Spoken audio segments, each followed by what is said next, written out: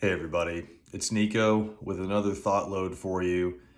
And today is going to get a little detailed. Today I want to talk about AI and the future of AI, but I also want to introduce to you some fundamental frameworks that I've seen in that space.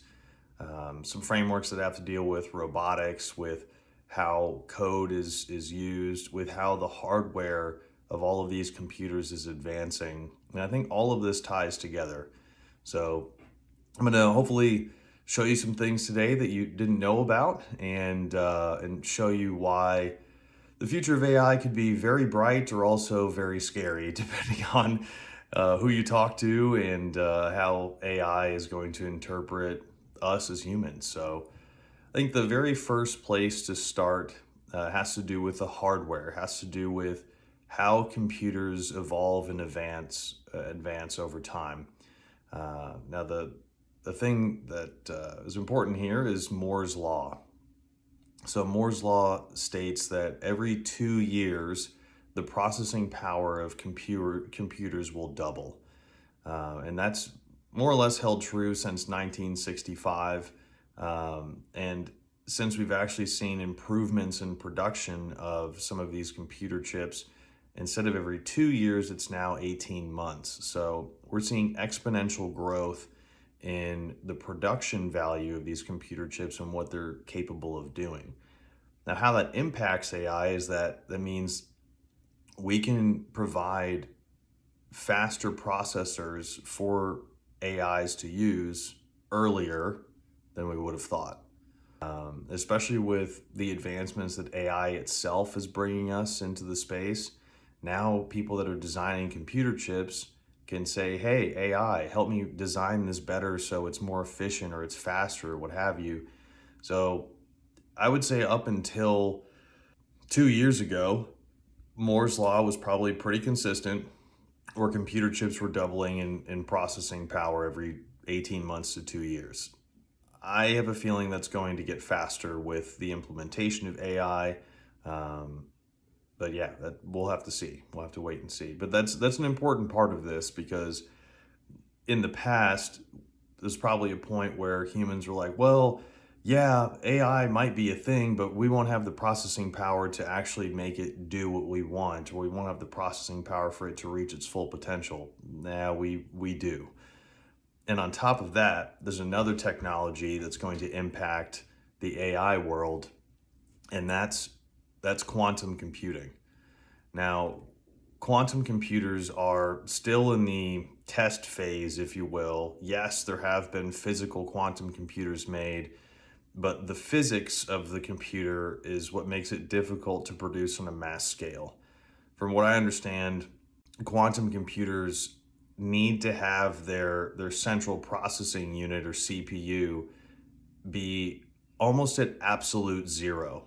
So that is apparently the only way that the quantum computer is able to function properly, or at least the way that we want to.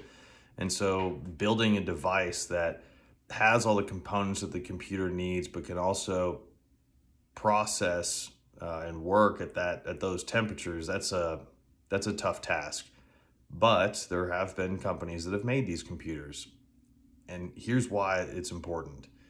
Google's quantum computer is about 158 million times faster than the world's fastest supercomputers. The stat I'm reading here is that the quantum computer, Google's quantum computer, could do in 4 minutes what it would take a traditional supercomputer it would take a traditional supercomputer 10,000 years to process. So we that seems like exponential growth, right? 10,000 years to process something. Now it takes 4 minutes.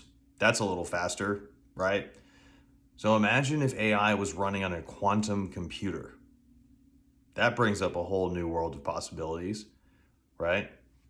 So not only are our chips getting more powerful, we're developing systems that are exponentially faster and more powerful than what we've had before. Now, even with AI's assistance in today's day and age, I don't know when quantum computers will be more of a normal thing. But that's definitely a component to consider here. If an AI runs on quantum computers, boy, that's a world I can't imagine. I don't know what that looks like. Now there's some good things to consider here. There's something else that's important to know about this whole AI system and things like that. And I'm not a cryptographer. I don't deal in robotics or anything like that. The laws I'm about to talk about, they might be outdated. But I think it provides a good framework for how people are trying to code these machines, okay? So if you search the three laws of robotics, what you'll come up with is Isaac Asimov's laws of robotics, and it's like a moral code to help keep machines in check. And I'm just reading this to make sure I get this right. So the first law states that a robot must not injure a human being or allow a human being to come to harm through inaction. Okay? The second law states that a robot must obey orders given to it by humans, except where such orders would conflict with the first law. And the third law states that a robot must protect its own existence as long as such protection does not conflict with the first or second laws.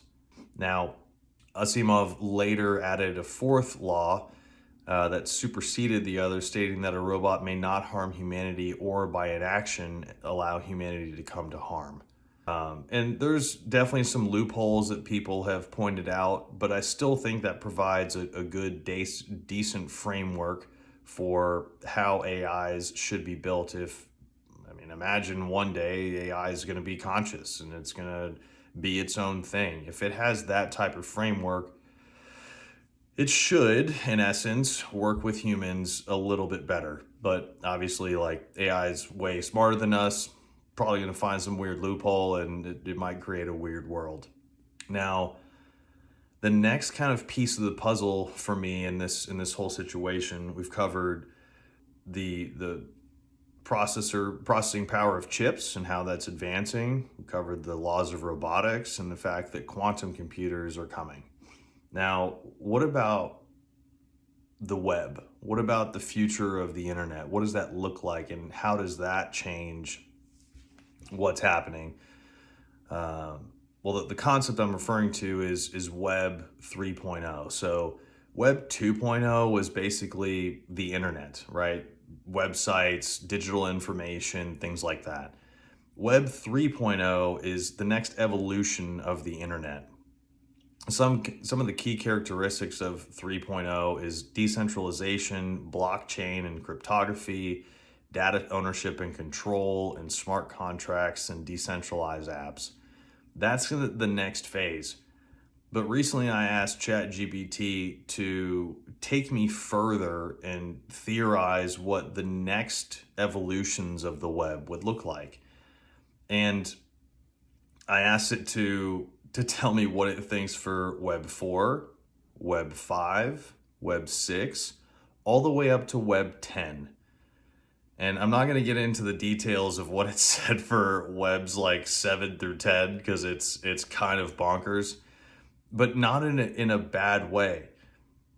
All of the webs that it talked about actually talked about a symbiotic relationship between humans and machines, and how AI is going to help our ability, humans' ability, to do things in life, whether it's create things or grow food or what have you. So in a weird way, at least this example shows that AI would be there to support us.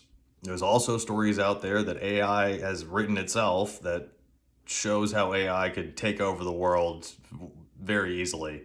So there's really no way to tell exactly how the future is going to play out when it comes to AI, but I definitely think there's potential there. There's a potential for unity between humans and AI.